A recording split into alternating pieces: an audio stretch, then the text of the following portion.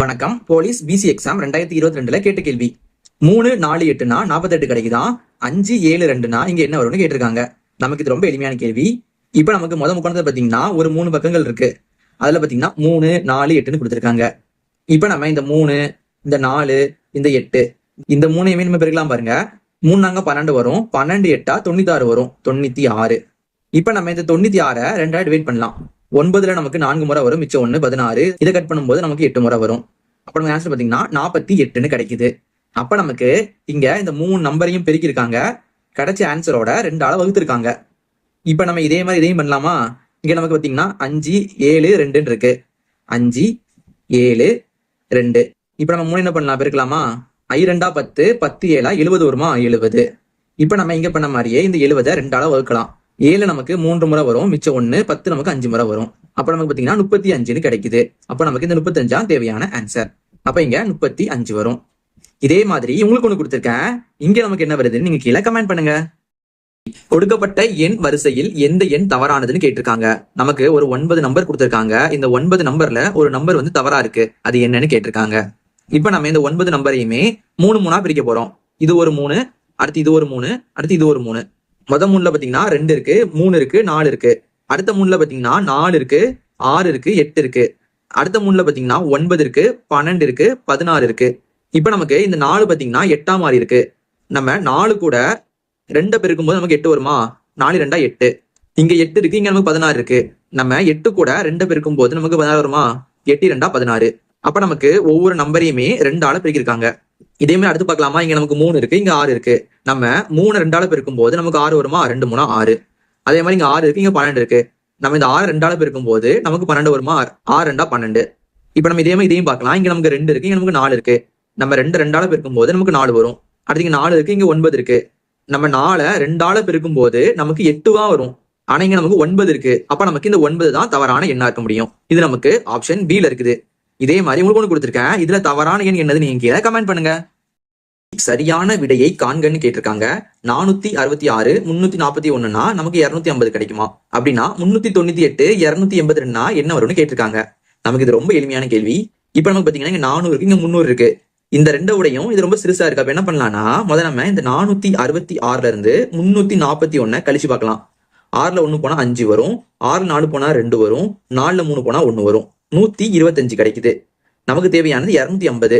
இந்த 250ல பாதி தான் 125. அப்ப நம்ம இதை 2ஆல பெருக்கி பார்க்கலாம். 2 10க்கு 0, மேல 1, 2 4, 1 கூட்டினா 5 வரும், 2 2, 250ன்னு வருது. அது நமக்கு கரெக்டா இருக்குது. அப்ப நமக்கு 2 நம்பரையும் கழிச்சு அடுத்து வர்ற ஆன்சரோட 2 பெருக்கி இருக்காங்க. இப்ப நம்ம இதையும் பண்ணி பார்க்கலாமா? 398ஓட 282 முதல்ல கழிக்கலாம். 8ல 2 போனா நமக்கு 6 கிடைக்கும். 9ல 8 போனா மிச்சம் 1 கிடைக்கும். 3ல 2 போனா மிச்சம் 1 கிடைக்கும். இப்ப நம்ம இதை கழிச்சாச்சு. இப்ப என்ன பண்ணலாம்? 2ஆல பெருக்கி பார்க்கலாம். பெருக்கல் 2, 6 2 12 கிடைக்கும். 12க்கு 2, மேல 1, 2 2, 1 கூட்டினா 3 வரும், 2 2. அப்ப நமக்கு ஆன்சர் பாத்தீங்கன்னா 232 கிடைக்குது. இது நமக்கு ஆப்ஷன் B ல இருக்கு. இதே மாதிரி உங்களுக்கு ஒண்ணு கொடுத்திருக்கேன். இதோட மதிப்பு என்ன வருது நீங்க கீழே கமெண்ட் பண்ணுங்க. டார்க் என்பதன் குறியீடு EPSL எனில் பேக் என்பதன் குறியீடு என்னன்னு கேட்டிருக்காங்க. இப்ப நம்ம இது பண்றதுக்கு முன்னாடி நம்ம இங்கிலீஷ் உள்ள லெட்டர்ஸ் எடுத்து வரிசை எழுதிக்கலாம், A ல இருந்து Z வர. இப்ப நமக்கு முதல்ல டார்க்னு கொடுத்திருக்காங்க, எடுத்து எழுதிக்கலாம். நமக்கு இதுல ஃபர்ஸ்ட் லெட்டர் பாத்தீங்கன்னா D இருக்கு. D. இந்த டிக்கு பாத்தீங்கன்னா அடுத்த லெட்டரா நமக்கு E இருக்குது. டிக்கு அடுத்த லெட்டரா நமக்கு E வருது, E போட்டுக்கலாம். அடுத்து A இருக்கு.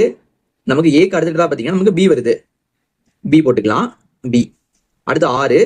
நமக்கு 6க்கு அடுத்த லெட்டரா நமக்கு S வருது, S போட்டுக்கலாம். அடுத்து K இருக்கு. நமக்கு Kக்கு அடுத்த லெட்டரா பாத்தீங்கன்னா L வருது, L போட்டுக்கலாம். அப்படிங்கிறதுக்கு பதிலா L. அப்ப நமக்கு EPSLன்னு கிடைக்குது. கரெக்டா இருக்கா? EPSL. அப்ப நமக்கு ஒவ்வொரு லெட்டரோட அடுத்த லெட்டர் தான் அவங்க கொடுத்துருக்காங்க. இப்ப நம்ம இதே மாதிரி இந்த பேக்கும் பண்ணலாமா? எடுத்து எழுதிக்கலாம் பேக் அப்படிங்கிறத. ஃபர்ஸ்ட் நமக்கு B இருக்கு. நமக்கு Bக்கு அப்புறம் என்ன வரும்? நமக்கு C வரும். என்ன பண்ணலாம்? Bக்கு அப்புறம் C போட்டுக்கலாம். அடுத்து A இருக்கு. நமக்கு என்ன வரும்? Aக்கு அப்புறம் B தானே வரும், B போட்டுக்கலாம். அடுத்து C இருக்கு. என்ன வரும்? Cக்கு அப்புறம் D வரும், D போட்டுக்கலாம். அடுத்து K இருக்கு. Kக்கு அடுத்து நமக்கு L வருமா? L போட்டுக்கலாம். அப்ப நமக்கு ஆன்சர் பாத்தீங்கன்னா CPDLன்னு கிடைக்குது. இது நமக்கு ஆப்ஷன் B ல இருக்குது. இதே மாதிரி உங்களுக்கு ஒண்ணு கொடுத்திருக்கேன். இதுக்கு அடுத்த லெட்டரா என்ன வருது நீங்க கீழே கமெண்ட் பண்ணுங்க. தவறான எண்ணை கண்டறிகன்னு கேட்டிருக்காங்க. 10 100 1100 11000 1,11,000. இதுல ஒரு நம்பர் தவறா இருக்கு. அது என்னன்னு கேட்டிருக்காங்க. நமக்கு பாத்தீங்கன்னா இங்க 10 இருக்கு, இங்க நமக்கு 100 இருக்கு. நம்ம 10 10ஆல பெருக்கும் போது நமக்கு 100 கிடைக்கும். 10 10ஆல பெருக்கும் போது நமக்கு 100 கிடைச்சிச்சு. அடுத்து பாத்தீங்கன்னா இங்க 100 இருக்கு, இங்க 1100 இருக்கு. நம்ம 100 11ஆல பெருக்கும் போது நமக்கு 1100 வரும். அடுத்து பாத்தீங்கன்னா 11,000 இருக்கு. நம்ம இந்த 1100 10ஆல பெருக்கும் போது நமக்கு 11,000 வருது. அப்ப அடுத்து என்ன பண்ணணும்? முதல் நம்ம 10ஆல பெருக்கணும். அடுத்து பாத்தீங்கன்னா 11ஆல பெருக்கணும். அடுத்து பாத்தீங்கன்னா திரும்பியும் 10ஆல பெருக்கணும். அப்ப அடுத்து நம்ம 11ஆல பெருக்கணும். நம்ம இந்த 11,000 11ஆல பெருக்கணும் அப்படின்னா நமக்கு 11 11 121 வரும். அப்புறம் ஒரு 3 0, 1,21,000 வரும். ஆனா இங்க நமக்கு 1,11,000 கொடுத்துருக்காங்க. அப்ப நமக்கு இது பாத்தீங்கன்னா தப்பா இருக்குது. அப்ப இதான் நமக்கு தவறான ஆன்சர். இது நமக்கு ஆப்ஷன் D ல இருக்குது. இதே மாதிரி உங்களுக்கு ஒன்று கொடுத்துருக்கேன். இதுல ஒரு நம்பர் தவறா இருக்கு. அது என்னது நீங்க கீழே கமெண்ட் பண்ணுங்க. மதிப்பு காண்க 3/5 + 1/6 = என்னன்னு கேட்டிருக்காங்க. நமக்கு இது ரொம்ப ரொம்ப எளிமையான கேள்வி. இப்ப நமக்கு ஒரு நம்பர் மேலையும் ஒரு நம்பர் கீழே இருந்துச்சுன்னா நம்ம அதை பின்னம்னு சொல்லுவோம். அதாவது இங்கிலீஷ்ல ஃபிராக்ஷன் சொல்லுவாங்க. இப்ப நம்ம 2 பின்னத்தையும் கூட்டணும் அப்படின்னா டைரக்டா கூட்ட முடியாது. கீழே உள்ள 2 நம்பரும் சேமா இருந்தா மட்டும்தான் நம்ம 2யுமே கூட்ட முடியும். இப்ப நமக்கு இங்க 5 இருக்கு, இங்க 6 இருக்கு. இப்ப நம்ம இந்த 2யுமே சேம் நம்பரா மாத்தணும். அப்படின்னா என்ன பண்ணலாம்னா இந்த 5 வச்சு இங்க மேலையும் கீழையும் பெருக்கணும். அதே மாதிரி இங்க பகுதியில உள்ள 6 வச்சு நம்ம இங்க மேலையும் கீழையும் பெருக்கிடணும்.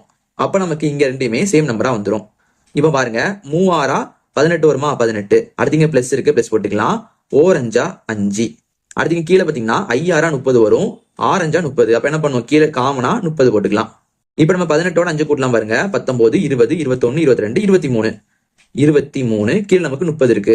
அப்ப நமக்கு ஆன்சர் பாத்தீங்கன்னா 23/30. இது நமக்கு ஆப்ஷன் ஏல இருக்கு. இதே மாதிரி உங்களுக்கு ஒண்ணு கொடுத்துருக்கேன். இதோட மதிப்பு என்ன வருது நீங்க கீழே கமெண்ட் பண்ணுங்க. விடுபட்ட எண்ணை காண்கன்னு கேட்டிருக்காங்க. 11 10.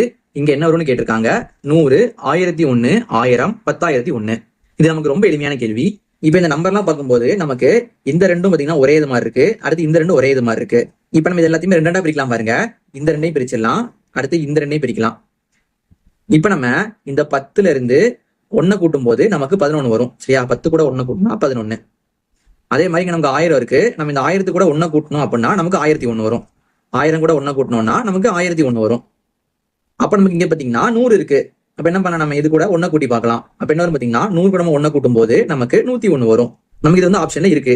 அப்ப நமக்கு இங்க எல்லாத்தையுமே 2 பிரிச்சு அது கூட 1 கூட்டியிருக்காங்க. அவ்வளவுதான். அப்ப நமக்கு இங்க பாத்தீங்கன்னா 101 வரும். இதான் நமக்கு தேவையான ஆன்சர். இது நமக்கு ஆப்ஷன் ஏல இருக்குது.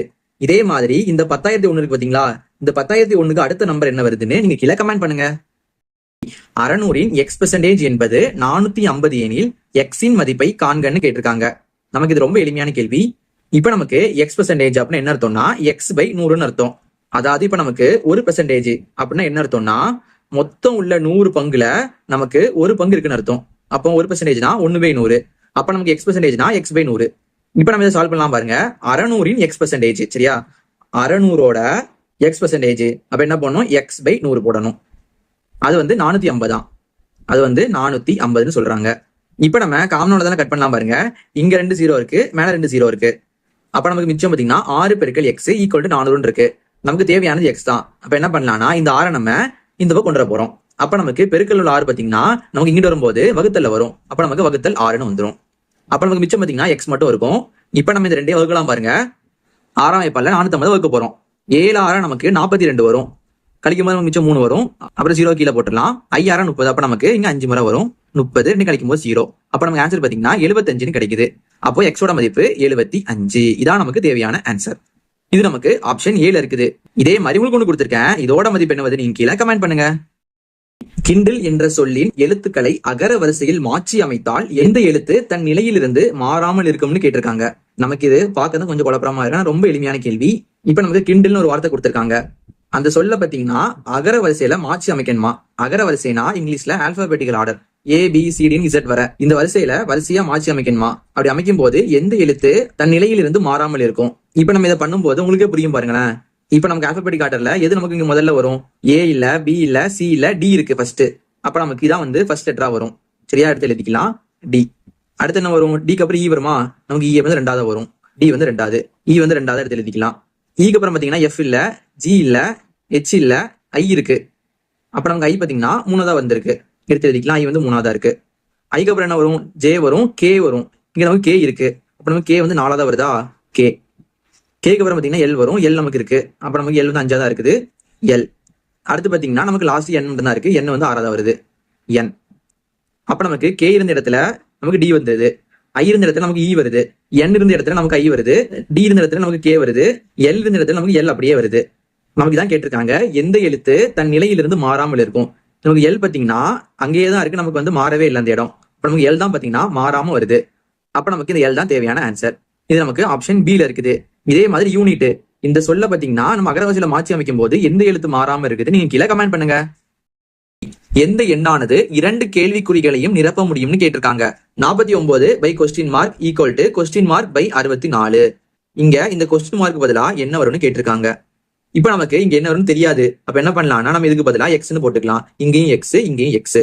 அப்ப நமக்கு என்ன வரும்னா 49 பை எக்ஸ்னு வரும். அதே மாதிரி இங்க பாத்தீங்கன்னா எக்ஸ் பை 64ன்னு வரும். இப்ப நம்ம இந்த ரெண்டையுமே கிராஸ் மல்டிப்ளை பண்ண போறோம். கிராஸ் மல்டிப்ளைனா குறுக்கு பெருக்கல். இதை வச்சு இதை பெருக்க போறோம், அதே மாதிரி இதை வச்சு இதை பெருக்க போறோம். நம்ம எக்ஸ் வச்சு எக்ஸ் பெருக்கணும் அப்படின்னா எக்ஸ் இன்டு எக்ஸ்னு வரும். எக்ஸ் இன்டு எக்ஸ்னா நமக்கு எக்ஸ் ஸ்கொயர் வருமா? என்ன பண்ணலாம், நம்ம இதுக்கு பதிலா எக்ஸ் ஸ்கொயர் போட்டுக்கலாம். Equal to 49 into 64, 49 into 64. இங்க நமக்கு எக்ஸ் ஸ்கொயர் இருக்கு, நமக்கு தேவையானது எக்ஸ் தான். அப்ப என்ன பண்ணலாம்னா இந்த ஸ்கொயர் நம்ம கேன்சல் பண்ணணும். அதனால நம்ம ரெண்டு பக்கமே ரூட் பண்ண போறோம். அப்ப நமக்கு இங்கேயும் ரூட் வரும், இங்கேயும் ரூட் வரும். இப்ப நம்ம இந்த ரூட்டையும் இந்த ஸ்கொயரையும் கேன்சல் பண்ணிடலாம். அப்ப நமக்கு எக்ஸ் மட்டும் மிச்சம் இருக்கும். ஈக்குவல் டு இங்க நமக்கு ரூட்டுக்குள்ள பாத்தீங்கன்னா 49 இருக்கு, இங்க நமக்கு 64 இருக்கு. நமக்கு 49 அப்படின்னா 7 ஸ்கொயரு. 7 ஸ்கொயர்னா 7 இன்ட்டு 7 49 வரும். அப்ப என்ன பண்ணலாம், இந்த 49க்கு பதிலாக நம்ம 7 ஸ்கொயர் போட்டுக்கலாமா? 7 ஸ்கொயரு இன்ட்டு 64 இருக்கு, நமக்கு 64ங்கிறது 8ஓட ஸ்கொயரு. 8 ஸ்கொயர்னா 8 இன்ட்டு 8 64. அப்ப என்ன பண்ணலாம், இந்த 64க்கு பதிலாக நம்ம 8 ஸ்கொயர் போட்டுக்கலாம். 8 ஸ்கொயரு. இங்க நமக்கு ரூட் இருக்கா, ரூட் போட்டுக்கலாம். இப்ப நம்ம இங்க பண்ண மாதிரியே இந்த ரூட்டையும் இந்த ஸ்கொயர்ஸையும் கேன்சல் பண்ணிடலாம். அப்ப நமக்கு என்ன வருதுன்னா எக்ஸ் ஈக்குவல் டு 7 இன்ட்டு 8ன்னு வருது. நமக்கு 7 8 56 வருமா? 56. அப்ப நமக்கு எக்ஸோட மதிப்பு 56ன்னு கிடைக்குது. அப்ப நமக்கு இந்த ரெண்டு இடத்துலயுமே 56 தான் வரும். இது நமக்கு ஆப்ஷன் பி ல இருக்குது. இதே மாதிரி உங்களுக்கு ஒன்று கொடுத்துருக்கேன், இதோட மதிப்பு என்ன வருது நீங்க கீழே கமெண்ட் பண்ணுங்க.